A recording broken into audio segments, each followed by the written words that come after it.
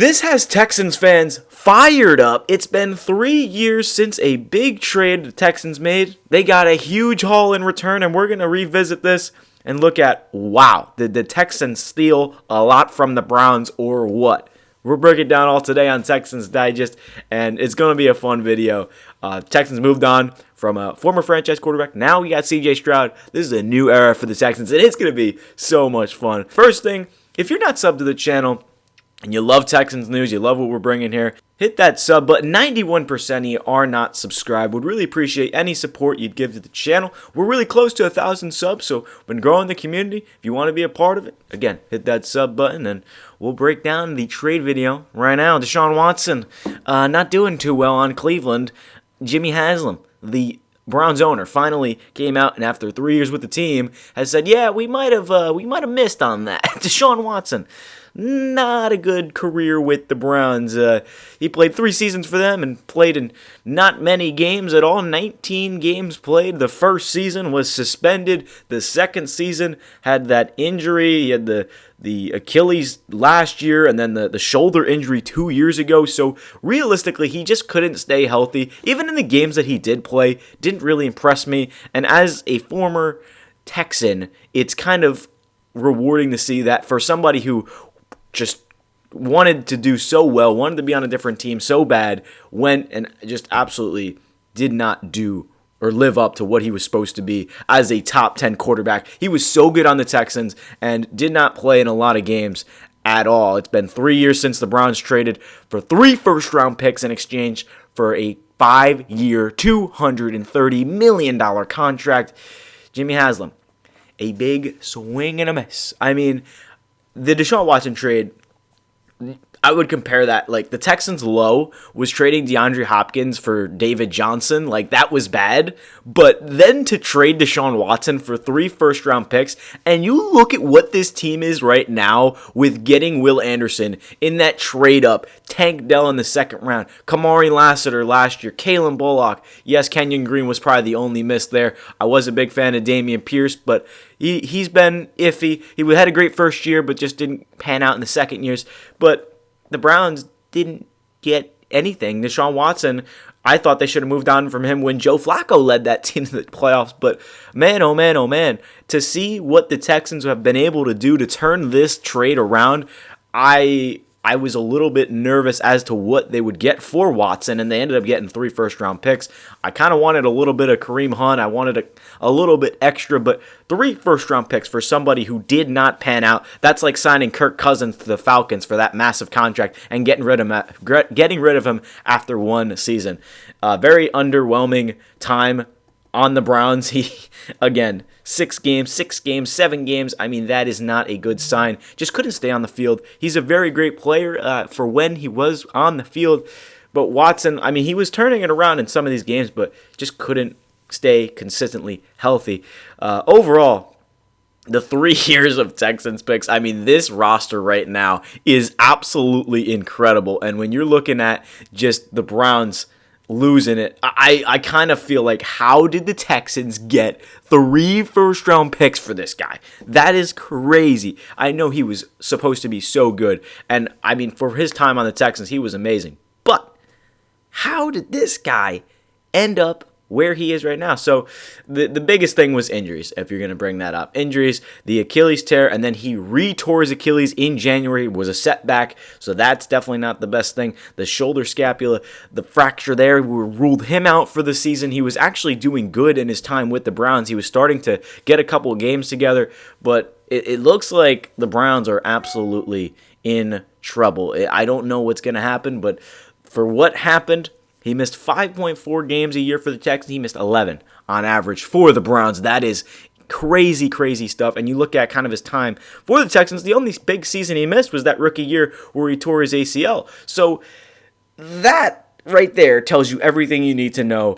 Deshaun Watson, he could have panned out on the Browns, but just with all of the other off-the-field issues, I was happy to get rid of him. Like, when he requested a trade, it was almost like, I don't want to get rid of him, but it's like, that's kind of the players that you have on your team, is they want out for certain reasons, and he wanted out. But once that thing came out in the offseason about all the cases that came up, that was just the point of I wouldn't want to deal with that as a player. And the Browns gave him a fully guaranteed contract, and now they are absolutely losing it. So credit to Nick Caserio for getting the most out of a player when he was doing well with that team. And now, I mean, the Texans have turned everything around. It's such an incredible feat. This is going to be a great team for years to come. CJ Stroud, I mean, just the team right now, Joe Mixon, Nico Collins, Christian Kirk. You can get somebody in the draft. The O-line is getting revamped. It's in a little bit of a process, but it will be good to start the season when you get a couple guys in the draft.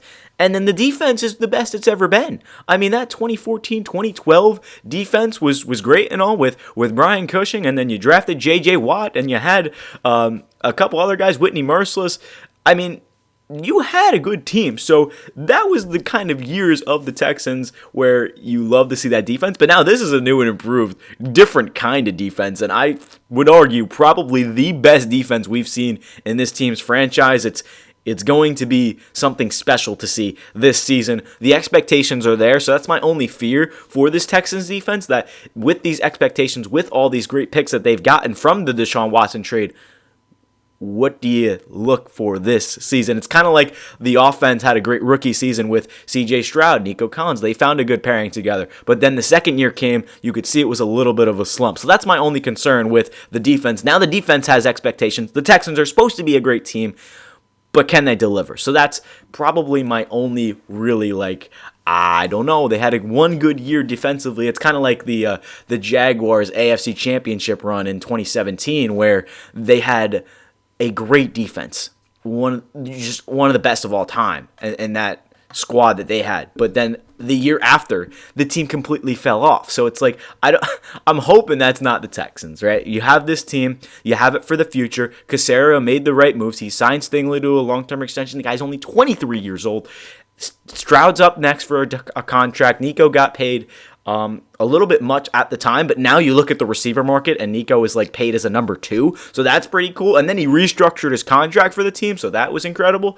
But everything's just shaping up for the Texans, and you're just looking to the future, and I'm kind of just slowly crawling through this offseason with you guys. It's hard to kind of think of videos to kind of come up with, and with the draft just kind of slowly creeping and moving on, I just want the draft to be here. I want to see what the Texans can do. I'm sick of doing all these mock drafts because it's most likely never going to happen. You just want to know the possibilities, and you're looking 2 months down the line. What can the Texans do this season? And maybe comment down below, does the NFL offseason need to be shorter? Because I just want to watch this team play. I mean, it's definitely, you want to have those 2 months of, camp, but I feel like it's just such a long process. One of the craziest sports is the NFL, and just how long the offseason is. But overall, Deshaun Watson, the trade revisited, the Texans, we'll say the least, that they got a little bit better as a team overall than the Browns did.